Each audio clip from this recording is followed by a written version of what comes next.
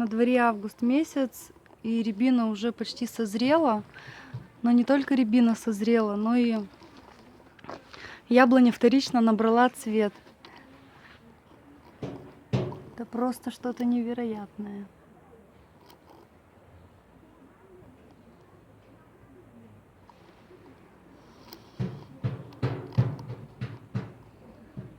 Хотя яблоки уже тоже есть. Немножко.